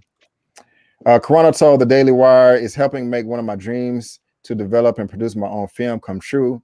I cried out and my prayer was answered. I am sending out a direct message of hope to everyone living in fear of cancellation by the totalitarian mob. I have only just begun using my voice, which is new, now freer than ever before. I hope it inspires others to do the same. They can't cancel us if we don't let them. That just sounds retarded. But Larry, what do you think about those comments? I think that these people out there that are talking about cancel culture just need to realize that if you say things that go against what the social norm is and what people think are politically acceptable, you run the risk of having to suffer the consequences of your words and your actions. And as far as cancel culture is concerned, if people simply say, if you keep her on, we won't buy your product. And if they say, look, and what happens is that advertisers will advertise with companies and people will say, oh, this advertiser supports that person. Don't support that advertiser's products. Don't buy Johnson & Johnson. Don't buy Procter & Gamble. Don't buy this. Don't buy that. And what happens is those companies realize, holy crap, this person is not worth it. And so they go, and eventually what happens is they will go tell them. So, maybe it's McDonald's. McDonald's will go and they will directly say, if you don't get this person off of this show, we are going to pull all of our ad dollars. No, we're not talking about all of our ad dollars for this show. We are going to pull all of our ad dollars, period. Right. And then they have no choice. They're like, well, we can't afford to lose a big client like that. And we've seen that happen before with big companies like McDonald's, like Coca-Cola, like PepsiCo. They've all have done it at times. And so the reality of it is you don't have the right, you have the right to say whatever you want. You don't get to say whatever you want without repercussions. That's what it is. I got some other quotes. But just understand there's going to be issues with it. And if she thinks that she is going to get the budget and the technical, staff and everybody else that she needs from the Daily Wire, from their funding to make a project that's going to be anywhere on the same caliber that Disney was making with The Mandalorian, she's being utterly ridiculous. She's happy. She's going to be to a graduate student film. She says, we could not be more excited to be working with Gina Carano, an incredible talent dumped by Disney and Lucasfilm for offending the authoritarian Hollywood left. This is what Daily Wire exists to do, provide an alternative not just for consumers, but creators who refuse to bow down to the mob, said Daily Wire co-founder Shapiro. We're eager to bring Gina's talent to Americans who love her, and we're just as eager to show Hollywood that if they want to keep canceling those who think differently, they'll just be helping us build the X-Wing to take down the Death Star, he added. God, these people. Anyway, I'll take what you got. What you got? Man, I don't know, man. I feel you. You got it. I mean, you think about the timing of this. She's saying all this stuff, and this is right when they had the Capitol insurrection. People were not tolerating this crap. They were like, "Nah, this chick's got to go. She's just got to go." Now, right on. Now, last thing on this topic, a lot of fans have been saying they want Mandalorian fans call on Lucasfilm to replace Gina Carano with Lucy Lawless, who was Xena, Warrior Princess. I'm down with this. I mean, I didn't watch every episode of Xena back in the 90s or whatever, but it was a cool show. OneTakeBigDog, you know who Lucy Lawless is? I do, because I used to watch Xena, but I was young, so I can barely remember. So I love it though. Yeah. What you think? What you think, Larry? You cool with that? I like Xena. I like her. My only concern is that she might be a little bit too old for the role. I got you. I don't know. I mean, maybe she'll do fine. Not that I'm the biggest fan of hers, but I wouldn't mind seeing someone like Ronda Rousey in there. I mean, she's coming from the same sort of place that Gina Carano did, as far as an MMA fighter and sort of being that rough and tumble type of chick. Mm-hmm. And I mean, she's been acting more and more, so her acting skills have been getting better. I mean, maybe that could work. I don't know. I mean, as far as I know, Ronda Rousey's not some right-wing lunatic that I've known. So, I mean, I got you. Well, as far as I feel on this, I don't care. I mean, I'm not a fan of Gina Carano. I don't have anything against her. I just was never a fan. I'm indifferent. So if they want to replace her, I mean, she's gone. It doesn't bother me at all. They can replace her with anybody. If they want to replace her with Lucy Lawless, that's perfectly fine with me. But before, we got 3 topics left. I'm gonna try to not rush through these, but move briskly, expeditiously. But I got 60 people in the chat. If everybody can hit the like button, I would really appreciate it. Hit the thumbs up, hit the thumbs up, hit the thumbs up. But let's go ahead and move on, guys, to topic number 7 real quick. And that right there is some potential beef going on between Josh Reed and, of course, Ray Fisher and Buffy Angel star Charisma Carpenter. A lot's been going on with this right here. Now, I got the original report right here from Variety. Ray Fisher accuses Josh Whedon of abusive, unprofessional behavior on Justice League set. Now, this came out July of last year, and I'm pretty sure you guys have heard of it. However, more people are coming out. And like I was saying, Buffy and Angel star Charisma Carpenter comes forward with new Josh Whedon abusive details updated. Buffy the Vampire Slayer and Angel actress Charisma Carpenter accuses Josh Whedon of abusive behavior in lengthy statement posted online. Also, we got an update. Sarah Michelle Gellar made a comment, and Amber Benson as well. But Carpenter, the actress who played Cordelia Chase on Buffy the Vampire Slayer and Angel, comes forward with new allegations of Josh Whedon's abusive behavior. For years, Whedon was a major figure within the genre entertainment, serving as the mastermind behind Buffy, Firefly, and his peak at the MCU's first 2 Avengers movies over the years. However, his star power has become to diminish, particularly as more allegations of misconduct emerge. And so, of course, we're not going to, she wrote a long, I read this whole thing, but it's pretty long and she gives good details. And if it's true, it's horrible, you know. And this quote from Ray Fisher: Josh Whedon on set treatment of the cast and crew of Justice League was gross, abusive, unprofessional, and completely unacceptable. He was enabled in many ways by Jeff Johns and John Berg. And so a lot of people was calling him crazy at first. But now more and more people are coming out. Oh, and real quick, Sarah Michelle Gellar, while I'm proud to have my name associated with the Buffy Summers, I don't want to be forever associated with Josh Whedon. I'm more focused on raising my family and surviving a pandemic currently, so I will not be making any further statements at this time.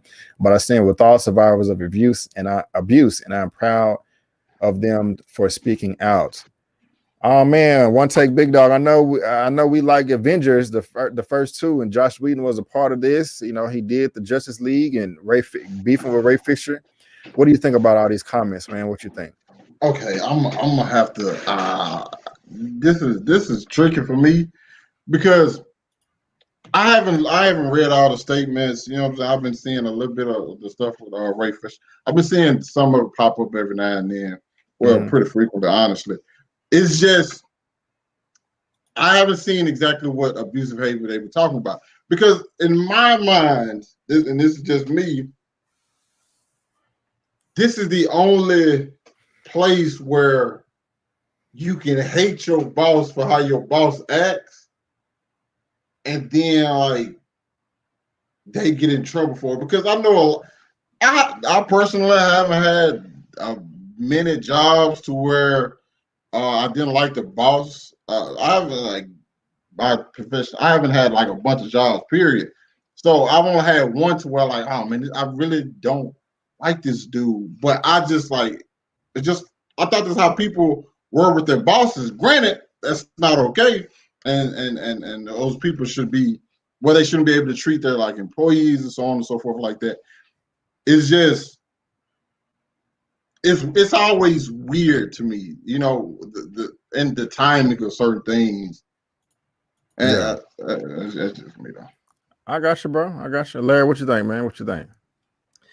Well, first, just to address a little bit what One Take Big Dog just said, you know, it is true that Hollywood is one of those places where if you don't like your boss is mistreating you, and you are big enough, you can speak out and be heard. And that is in part because, you know, directors are big when it like as far as inside the park ball. They know all the movers and shakers inside the system, but the celebrities have fans, and lots of them. So when you are in a big franchise like he is, or when you're Sarah Michelle Gellar and you have millions and millions of fans, and all of a sudden they put out a tweet and people are asking questions now like, wait a minute, why was this man not even allowed to be alone with this teenage girl? I mean, people start asking those questions. I mean, I'll be perfectly honest with you. If I was an executive with one of these studios right now, as far as Josh Whedon is concerned, he would be completely hands-off. I would be like, I don't want anything to do with this guy. Because to me, I think he is another Harvey Weinstein waiting to happen. I think it is just that we're at the beginning phases of seeing this and hearing about this. And it may not be that we're hearing about him, physically raping people, although we might, I don't know. But I think all the abuse that we're going to hear coming out, all the people that are going to come out and start documenting their experiences, I think we are going to see another Harvey Weinstein situation. And the problem is that the fallout's going to be pretty broad because there's all these other people out there that have been enabling him, Right. And part of it is that I feel like it was a little bit more localized with Weinstein. It's because Weinstein was the boss. He was the boss. He was the dude that ran the production company. He ran, Weinstein Films. It was his thing. Yeah. Between him and his brother was their thing. So, but Josh Whedon he's a director. He's reporting to the studio execs, and the studio execs are protecting him. So there's going to be fallout if they keep on protecting him and people. I mean, because don't get me wrong, there is nothing more than that a journalist, an entertainment journalist, is going to love if you have somebody from Variety or the Hollywood Reporter or the Washington, or the New York Times or LA Times that's on the entertainment beat. If they can take down a big ass director like that, do you think that's one of those things that will make your career? Yeah, I mean, you write those stories, you win you win all kinds of awards, then you write your book. That is a career-making thing, and you don't think that people are going to want to talk to them? You don't think that those reporters are going to go after this story? They're probably all over it. Right on. I think they need to just say, I think this dude at this point, they need to that everybody should just say, we're going to be hands off you, homie. You're going to have to go and, I don't know, maybe you need to go get some therapy. Maybe you just need to go take a back seat somewhere for a couple of years and relax and let your name cool down. Get some of the heat off you and then try and come back. But I think it's looking like another Weinstein situation, just maybe with different, just with different specifics. So yeah, how I feel about this, I'm disappointed if Josh Whedon is abusive on set, because I was a fan of him as a director. I did like his content, his humor. I like the Avengers 1 and 2. But if these are true, and I'm just saying alleged because I wasn't there, that's just something I can't condone. And so I do like it when people come and speak up. And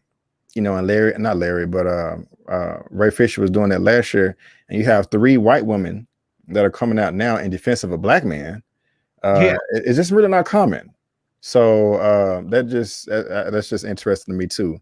Yeah, Josh, I was supporting you, man, but excuse me, if you're being abusive on set, that's not really cool. People have to realize, people have to realize that they can't just say and do whatever they want because they are because they're rich or they're famous or they're connected. They have to understand that in today's society and how connected we are today, that the things that you say are going to get out there. And there's a lot of people that are not going to be okay with the abusive behavior. Like, you can have different political ideals. You can be a Republican or a Democrat or a libertarian, but if you start being abusive or start saying things that are against other people, like maybe you believe in school choice. You're a Republican, you believe in school vouchers or in fiscal responsibility, whatever that means to them, or you want to not fund public health care. But if you start talking about gay people, if you start talking about, ethnic minorities, you start talking about other people and you're being abusive, you're not going to be protected anymore simply because you're rich and or famous.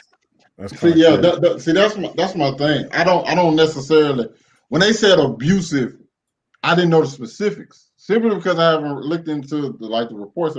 Because in my mind, I'm thinking it's just like, this guy is mean, or like this, the way he, like, his style isn't for me. I don't like the way he's like directing me in something like that. As far as like because Larry brought up Harvey Weinstein, that guy was like using his power to, he was raping people. Yeah, you know what I'm saying? So I didn't know if Josh Whedon was doing stuff like that. I didn't know. I thought it was something much more simple. Nah, It's just yeah. like, you know.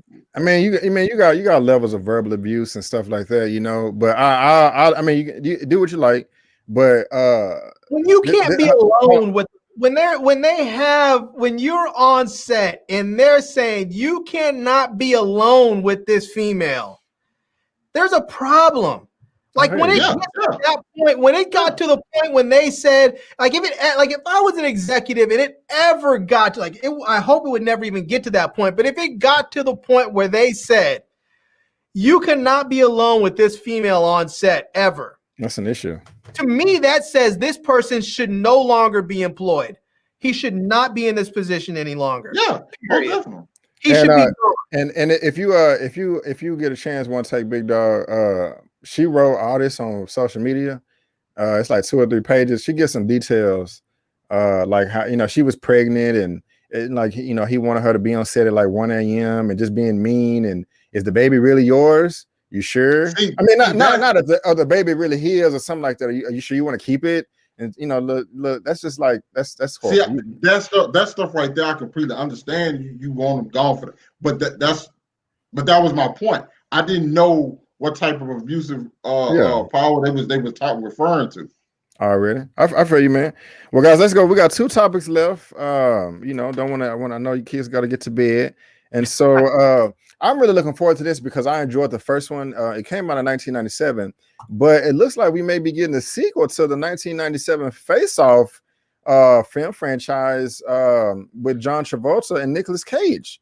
And I had a report right here from where is it? The Hollywood Reporter says Godzilla vs. Kong director Adam Wingard set for a Face Off remake.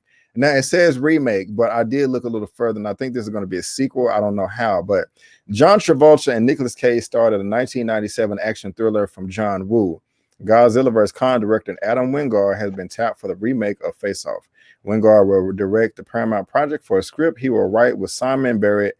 22 Jump Street scribe Owen Uzoll wrote a previous draft of the remake. Larry, I'm gonna pass this to you, man. What you think about this, and did you see the first film? I did see the first film, man, and I hate to disappoint you, but I have to tell you, I'm looking forward to it. Oh, yeah, nice. I love this film, man. First of all, I love Nick Cage. Nicolas Cage is the bomb. Right, I love that dude, man. As an actor, he is fantastic. Nicolas Cage reminds me of a white version of Samuel L. Jackson. That's funny. Yeah. So I'm looking forward to this one. I think it's going to be a lot of fun. Me too. OneTakeBigDog. What do you think about this? Did you see the first film? You interested or not? Yeah, I'm finna disappoint you. I have not seen this movie. It's crazy because I bought it just to watch it like a year or 2 ago. And still have not watched it yet. Like, already. But hey, man, it's a good one, bro. I think it'll still hold up, man. So I ain't seen this since junior high. Because how old was I in 97? I was 13 years old. So it's good though, bro. It's a good movie, man. A good acting. You know, people complain sometimes about them always remaking movies, but I think this is a good one to remake. I think this one's a lot of fun, and I feel like it's not like it's not like we've seen a whole bunch of iterations of this. So I think it's time. It's a crazy movie. Do you know what it's about? One take. I think I read the synopsis a while ago, but I don't remember. Already. Well, guys out there. So what's his name? John Travolta is a good stand-up Boy Scout policeman. Nicolas Cage is the exact opposite, murdering drug lord, and they're trying to get some information. So they put Nicolas Cage to sleep and then do a procedure that only a few surgeons know about to switch their faces so the cop will look like Nicolas Cage, going to prison, get some information for his brother so they can convict him in court. Well, when he's in prison, Nicolas Cage's baddies find out about the procedure and go murder all the doctors or whatever. And John Travolta, who looked at Nicolas Cage, is stuck in prison. So all the people that know about the procedure are dead. Yeah. So they're gonna switch lives. So So the bad guy, Nicolas Cage, is outside of prison looking like John Travolta, but John Travolta is stuck in jail with the face and body of Nicolas Cage, but don't nobody know that they switched. So that's the movie. Man. So, so you got that right there as the plot, and it's like it's good old 90s action. You know what I'm saying? Like when I say good old 90s action, it's just like they don't make it like that no more. You know what I'm saying? So ridiculous, fun one-liners. Yeah. One take. I am very confident that you will like it. I'm gonna check it out this week. Yeah. You know what other movie I would like to see remade that's sort of in the same vein is Tango and Cash. I would be down with that. Yeah. I would be down with that. What would you say? Face Off was good, but the last fight scene lasted too long. I don't even remember. I don't even remember. But guys, let's go ahead and move to the last topic of the day. And you know, I don't know too much about this franchise, but I know a lot of other people were excited about it. I think Lamont will know about this, and I think Sharronda will know about this, and Eman. But it looks like we're going to be getting a Last of Us movie for the last topic number 9, the Last of Us movie, and we have Pedro Pascal star as Joel, and also what is her name? I forgot her name. Damn, I don't even got the article pulled up no more. But I got this one pulled up from Deadline, and it says Pedro Pascal to star as Joel in the Last of Us HBO series based off the video game exclusive. And one of the biggest TV castings of the year, the Mandalorian star Pedro Pascal is set to headline The Last of Us, HBO's high-profile series adaptation of the Sony PlayStation franchise with Chernobyl creator Craig Mazin as Neil Druckmann. Based on the critically acclaimed video game The Last of Us, developed by Naughty Dog exclusively for the PlayStation platforms, the story takes place 20 years after modern civilization has been destroyed. Joel, a hardened survivor, is hired to smuggle Ellie, Game of Thrones' Bella Ramsey, a 14-year-old girl, out of an oppressive quarantine zone. What starts as a small job soon becomes a brutal, heartbreaking journey as they both must traverse across the U.S. and depend on each other for... I thought I was sharing the screen with y'all this whole time. Why don't y'all say something? God damn.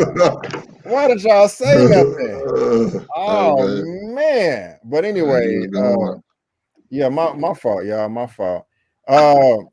But what do you think about this One Take Big Dog? Are you into The Last of Us at all? Are you a fan? Oh, I've never played the game. I have no idea. But I like Pedro Pascal and the girl from Game of Thrones.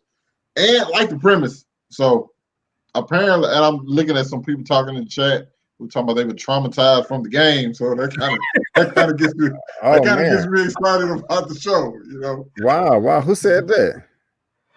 Everyone, Zia Latrice. Everyone knows that I played that game and was traumatized. My goodness gracious. Okay. And so, like I was saying, this is the other article. Pedro Pascal and Bella Ramsey is Ellie from Game of Thrones. I've never played the game either. Man, y'all should have told me I didn't have it. I wasn't sharing the screen. Dang. But y'all messing up the production. No, it's all good. But Larry, what you think, man? What you think? Man, I have an Xbox, so I don't know anything about this game. Whoa. You know, I mean, same thing. I like Pedro Pascal. I like the chick from Game of Thrones. You know, someone said in the comment section she died like a G on God. She did, man. She was. I loved her character, man. She was down for her peoples. I loved her character. Right. That's and the thing about it. One more thing is, it was speculated that the role was offered to Mahershala Ali, but he turned it down. You know, and that's what caught my attention. But me personally, I've never played the game either. I want to get back in the game. I've never played the game either. But I'm a fan of Pedro and I'm a fan of her. I liked her in Game of Thrones. And so that's just what's pulling me in and what has me interested. And also I've been seeing so many people excited about this and so many people been talking about this game and how the story mode is just so dope, you know? And so with these people involved, I'm like, okay, hey, I'll check it out. You know what I'm saying? I don't know nothing about it, but you know, I'll check it out. It looks like a lot of fun. I mean, this kind of looks cool to me right here. Yeah, it does. I mean, it looks like a good game. When I've seen people, some of the gameplay online, just watching, it looks like it's a lot of fun, but I just don't have a PS system. So yeah, that looks dope right there. So we're gonna give it a try, and let me see if anybody else is saying anything. Y'all don't game. Yeah, I haven't gamed consistently since I was like 18, 19. So I need to get back on it. So if I get a PS5, I probably will get The Last of Us. I'll probably get the Miles Morales game and probably some other fighting game or something. Who knows? Yeah. But yeah, I'm looking forward to it. So any y'all got any other things to say about The Last of Us? I'm wondering why Mahershala Ali didn't take that role. I wonder if he had some conflicts with Blade or something. If he was wondering, like maybe that's a good thing. Maybe his role as Blade's going to be too expansive, and he wouldn't have time for another series. So, yeah, it says Tia Troy has reported that Ali was circling the role, but he has since passed, and so I'm not sure why. That would have been pretty dope, but yeah, I guess he just has some other stuff to do. Yeah. But I mean, hey, I respect his decision. Y'all got anything else for Last of Us? Nah, man. All right. Well, guys, I have 65 people in the chat. Before we head out of here, if all of y'all could hit the thumbs up button, I really appreciate that. But that is going to conclude show number 5 of the Movie News Roundup show on February 14th, 2021. This Valentine's Day. Yeah, happy Valentine's Day to everybody. Yeah, happy Valentine's Day to everybody out there. Thank you for everybody in the chat. Thank you for the super chats. Thank you for subscribing. Thank you for everything. I really appreciate it because I could not do this without you. I hope you guys enjoy the rest of your Sunday. And I will be doing this every Sunday. I'm trying to, come at y'all with the news every Sunday. So tell me what you like. Tell me what you don't like. I'm trying to make the show better and better each week and come up with some good topics. You can also follow me on Instagram and Twitter at JustMyOpinion84. You can follow these gentlemen as well on social media. You see their handles right there on the screen. There's also a link of their YouTube channels down in the description box. And again, guys, you can always can I nag people one more time for one thing? Oh yeah, go ahead. Please, people. I know I nag on this channel, I nag on Lamont's channel, I nag on my channel. I was gonna give you some final words. All right. Yeah. So go ahead. I was gonna say go ahead and subscribe to these guys' channel. It's over here in the channel tab.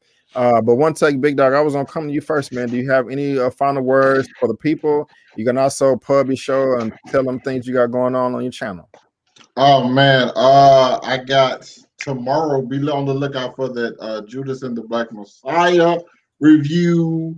For my anime lovers, I got Attack on Titan review tomorrow. For my rom-com lovers, I got To All the Boys That I Love Before review coming tomorrow. Follow me on Instagram if you like to have fun and watch me cook. Follow me on TikTok if you like anime and want to laugh. And yeah, there we go. All right, and again, guys, the link to his channel is in the description box, or you can head over right there, and go ahead and subscribe to this dude's channel. Hold on, let me go back to that real quick and click the videos. Yeah, you got a lot more content. So yeah, go ahead and go ahead and check him out real quick. Show your boy some love. Larry, I'm gonna pass to you, sir. Do you have any final words, any final thoughts for the people? Also, what do you have going on your channel that you want to promote, sir?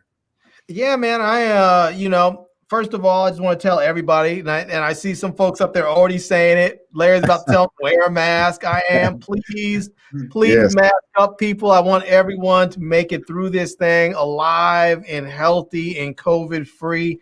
So please mask up. If you don't have N95 masks, then wear 2 masks. Yes. Make sure you are staying protected.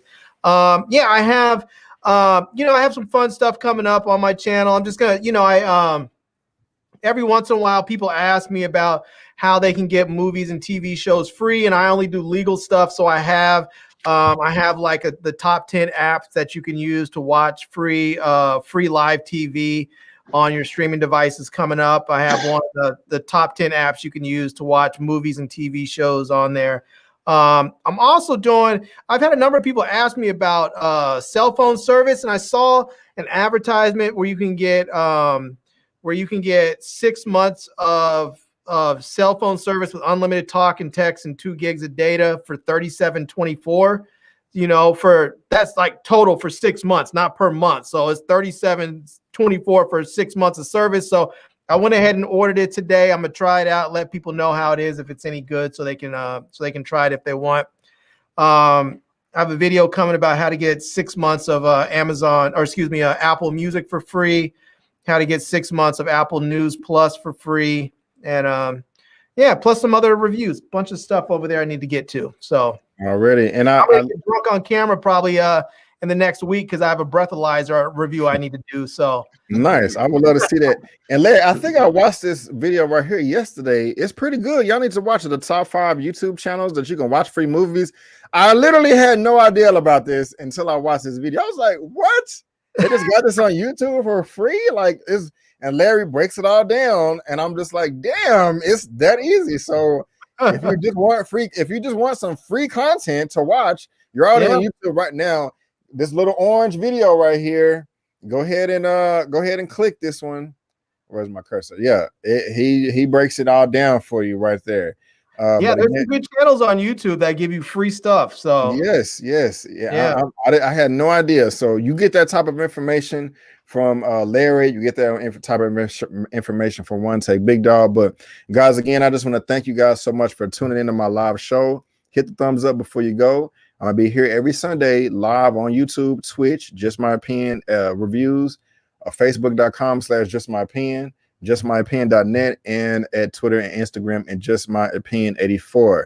Follow these guys, subscribe, support everybody. And guys, again, I just want to thank you so much for tuning in.